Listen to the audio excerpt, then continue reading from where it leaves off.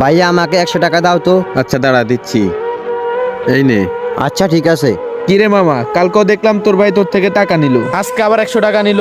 বুঝলাম না এত টাকা নিয়ে কি করে। হয়তো কি জন্য লাগবে তাই নিল আর কি। আরে এখনকার ফলাফল এত ভালো না, গিয়ে দেখ হয়তো সিগারেট খাবে আর নইলে অনলাইনে জুয়া খেলবে। আরে তোর ধারণা ভুল, আমার ভাই ওই রকম না। ওই দিন দেখলাম তোর ভাইয়ের ক্লাসমেট সোহানে সিগারেট খায়। কি বলো, সে ক্লাস 5 এর পোলাপান সিগারেট খায়? তাই তো দেখলাম আমি নিজেই। আচ্ছা চল গিয়ে দেখি তোর ভাই টাকা নিয়ে কি করে। আচ্ছা চল।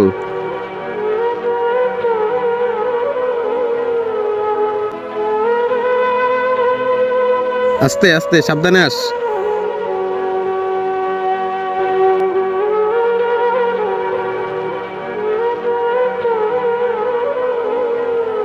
আস্তে। কি রে, স্কুলের পিছে যাচ্ছে কেন? কে জানি। আচ্ছা আস, দেখি কি করে।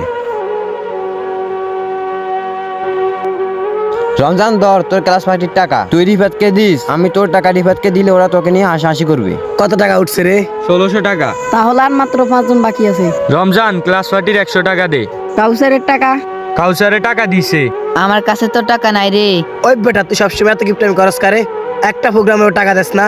আমি কিপ্টে না রে বন্ধু, আসলে আমরা গরিব তো, তাই আমার কাছে সব সময় টাকা থাকে না। শোন রমজান, এত তাল বানানো শোনার সময় নেই, কালকে স্কুলে আসার সময় টাকা নিয়ে আসবি। এই চল। কাউসার। হ্যাঁ ভাইয়া। জন্ম হোক দেশের প্রত্যেকটি ঘরে ঘরে এমন ছোট ভাইদের। গাইস, ভিডিওটি ভালো লাগলে আমাদের এই ছোট্ট পেজটাকে ফলো করে ভিডিওটি অবশ্যই শেয়ার করে দিবেন। ধন্যবাদ।